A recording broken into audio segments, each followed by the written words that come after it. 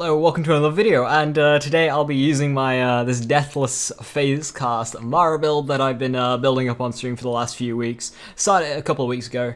All of my kit on this character is farmed apart from like 2 or 3 guns. And yeah, it's been a lot of fun to play because it's a non-ties build that's got competitive action skill damage. That was the entire thought process behind this build, to make my action skill do as much damage as possible. So the main weapon that I'm going to be using wasn't farmed on this character, and that's going to be the no pew pew, because there's a level cap coming soon, you can't get it anymore, and it was overshadowed by the OPQ.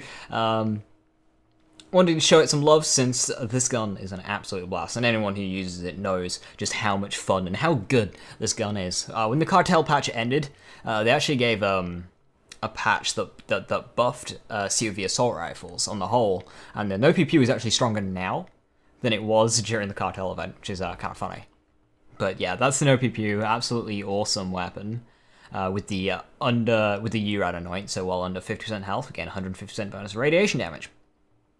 So the idea of this build is to get the most out of our Phasecast. The most powerful Phasecast Amara has is Reverberation, but Reverberation doesn't get splash bonuses like Tandava does, which is a bit of a problem because that really limits the potential of this action skill, and without Urad, the damage really drops off, and I do dislike how much of a gap normal Amara action skills are to Ties That Bind.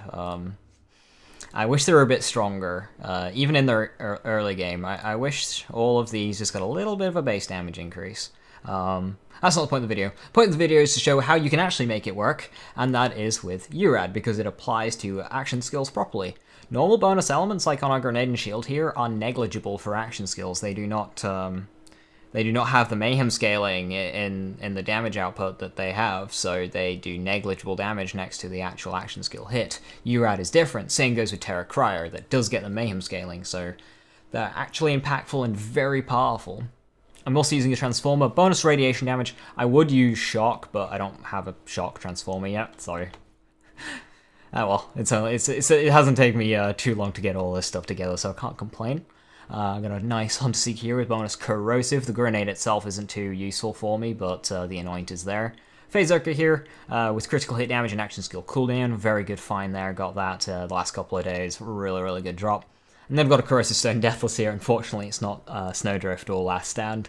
However, can't complain. Assault rifle damage, radiation damage, and cooldown rate. Absolutely incredible Deathless there. Of course, a Pearl and a Front Loader would work too. That would give me more weapon damage, but our action skill damage would be a little bit lower. And it's all about that action skill damage. So let's jump on with that. I'm going to do a scaled because to get the most out of your action skill, you need as many do harm stacks as possible. And to get as many do harm stacks as possible, you need to be alive for a while to pump out, 3 or 4 action skills. If you go down, you'll lose all of your do harm stacks, which is quite unfortunate.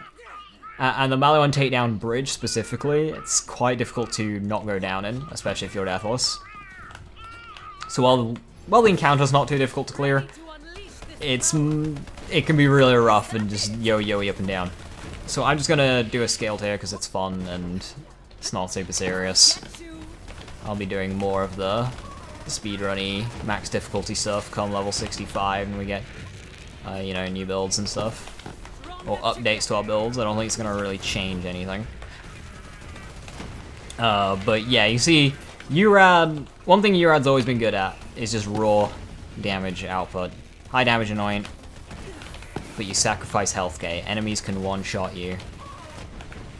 It's a big sacrifice in this game with how much damage is just being completely tossed about. So we'll let that regenerate. One-shot you. 72 stacks, one-shot Kraken. 72 stacks is massively overkill there. You can get that one-shot with like 40, but that's why cooldown rate is so important, especially compared to action skill damage. You don't really want action skill damage. Do harm, it's in the same slot in the formula, and do harm completely overshadows action skill damage as a passive on class mods. Do we get anything good here? Kill skill and Oj, like that anoint, shame it's overshadowed, and bonus rad. Nah, we can skip all those. So yeah, even though I should probably show off the full build actually. Do harm, awakening, get that max damage. Over Spec Blue, it's so good for this. Red Tree is fairly standard. We've gone high in Fusion because an OPP was locked to fire, and because this is a leveling build, it's not finished. I don't have all the kit in the world, so having the extra elemental freedom on what kind of weapons I can use is super handy here, because I don't have like 3 perfect monarchs, you know. So being able to change my weapons elements through this is handy. It just limits my bonus element damage, that's all. And then, of course, I've got 2 points in clarity, 3 in personal space to reach White Tiger. Soul Sap, it's funny. Deathless Soul Sap, yeah, it's not doing anything. But Amara's augments, they're all bad. Minus damage, we don't want that. Minus damage, we don't want that. Minus damage, we don't want that. Minus damage, we don't want that. The point of this is our action skills to kill things, and it can't kill things if it's if we're reducing its damage for minor effects that aren't really doing anything. So that's why Soul Sap's there. Anyways, just proc RSEs, just shoot Hilda in the face, because that one's the easiest. Alright, do we get Hounds? Nah, these lads up here. Thank you, Remnant. Ah, Remnant's so silly. Let's get rid of that shield. Action skill pop. That's a lot of damage. Let's just overheat our gun here, it's quicker than letting it cool down. Oh no! That's a disaster. I hope for a better lineup. So that's the thing with Reverberation. You gotta line the enemies up to get that bore effect. Hello. Of course, I picked the group that doesn't have the badass. Ah, those badasses are the worst. They do so much damage. Mayhem 10 guns. These gearbox. They bring me pain. Alright, it's gonna be Hounds. We've got an action skill pop ready for them. Decent.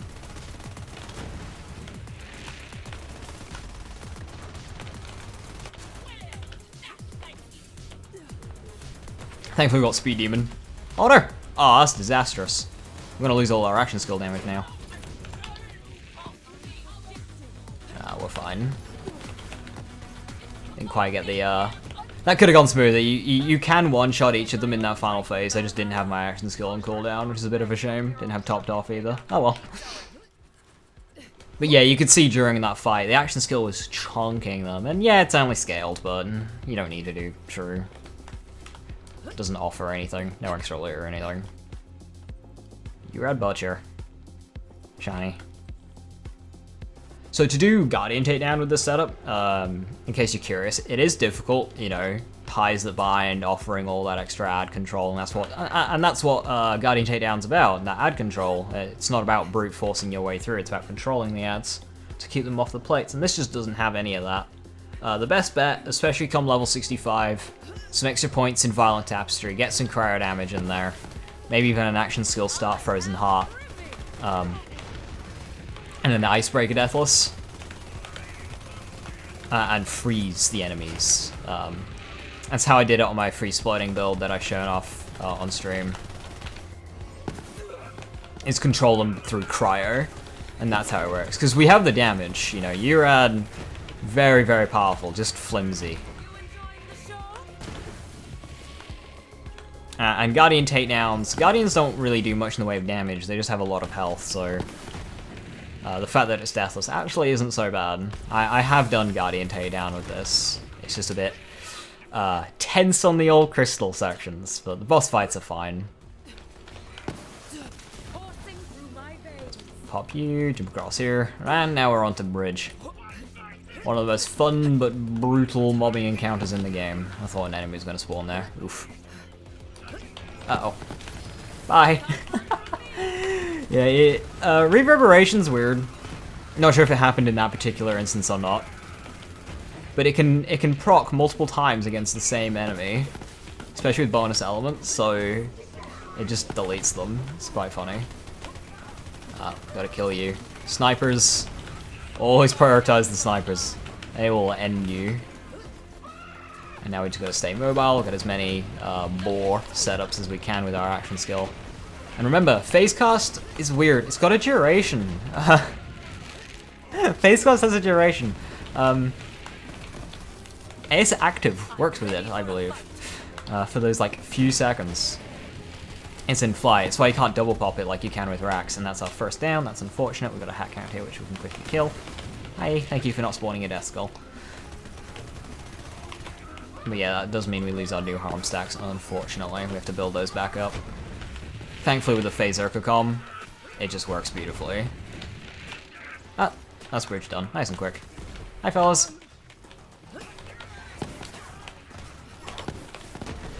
Double kill. Alright, I want to loot this, so I'm just going to kill you two. Because you're rude. And yeah, you can see time has not hurt the Snow PPU at all. And I fully expect this to still work at level 65. Because at level 65, it's essentially going to be a level 65 gun, Mayhem 2. Because it's, you know, 57, Mayhem 10, level 67 total. So I expect it to still work in like the mid-tier mobbing, probably scale takedown still. Yeah, what I'm doing here is I'm just popping my action skill to keep my do harm stacks going. So I'm going into this fight with the do harm, and it allows our action skill to chunk the boss, especially since we're using a fire weapon with a radiation as our main damage anoint, which are the two worst elements to use versus armor, but hey, we have enough damage. Urad's the best way to get single target damage. Just kill his death. Chunk you there. Chunk you there. See, yeah, it's already ready to go. Just kill the stinger real quick, give us some speed demon. Pop. I'm just gonna gun it down for this last segment. There we go, where's the door? Right here. Pop, we can one-shot that phase, and then what I'm gonna do, see it's got a duration, wouldn't let me change it over. Got a $10, complete the shields. Oh, you're just gonna drop right there? Interesting. It's the worst place for it to be, come on. Ah, so close to the one-shot, I'm actually salty. I don't want to re-record this. But that could have been a one-shot, I'm annoyed that didn't get it. It's not Ted Darver doing the one-shot, unfortunately. The reason why I swapped to Ted Darver is because Wotan's brain has got a bit of glass around it. If you shoot it with a Breath of the Dying, it can instantly kill Wotan as well. You can also get a second wind off of it. If you're in fight for your life, and there's nothing to second wind, don't give up. Shoot Wotan's brain. You might get a second wind off of the glass. And what that does is it spawns our best friend, Remnant, which, you know, gets mayhem scaling and all of that, and Remnant is stupid. It just hits damage caps without you even trying, like, legitimately. And that is what's doing the one-shotting, not the Tandava there. The Tandava is a delivery. For some reason, Reverberation doesn't want to do it. That's a good Minesweeper. 2 in Skagden is enough to make it surpass, yeah, 2 in Skagden, 3 in Torcross, that's enough to make it surpass Blastmaster for just DPS, on top of the Minesweeper effect. Then it's got shotgun damage and SMG damage. I'm gonna take that. That is some good stuff, so... Nice, consecutive hits Chaos, that's a good gun now. Actually, it's consecutive hits. It's not the small mag though. Close, yeah, I'll take that, that's worth it. We're good on those. And what's over in this pile? Boring gun, oh no. Raging Bear with 4 in stainless? Shame the passives kinda suck. Oh well. And, okay, cool. That was a fun little run, I hope you enjoyed. No PPU, Absolute Blast, Urad Deathless, Reverberation. Definitely worth checking out, and as I say, with a level 65, I'd put my points in Alacrity and Violent Tapestry. Now, you might be questioning the 1 point in Dread here when we don't use ties. Sometimes you might want to use ties, say, for example, Guardian Takedown. This isn't limited to, you know, Phasecast, for example. The Do Harm Awakening kind of ruins your ties indiscriminate loops in combat, but Urad's powerful enough to make up for the deficit on the single target damage. So this does work as a ties build, and Dread's there. And where would the point go? We need to get down the tree. We've spec'd in these 4 already. I don't even know I've got Illuminated Fist, I don't even need the healing. Yeah, that just goes to show how dud these skills are. You drop them into Wildfire, they don't really do much, especially since we're not running consecutive hits, so... yeah. The dead points anyway, and Indiscriminate and Deep Well are so good, so we want them. And yeah, that's the build. My Mayhem modifiers, I spent over an hour rolling them. Speed Demon, Healy Avenger, Drone Ranger, Postmortem. Please streamline this process, Gearbox, please, pretty please. I don't mind having modifiers, especially since how fun Speed Demon is, but... oh, it takes way too long. It takes way too long. So yeah, I hope this was a bit of fun, a bit of a fun take on Amara for you. Shame I couldn't get the work in one shot at the end there. We just didn't quite get that remnant hit right.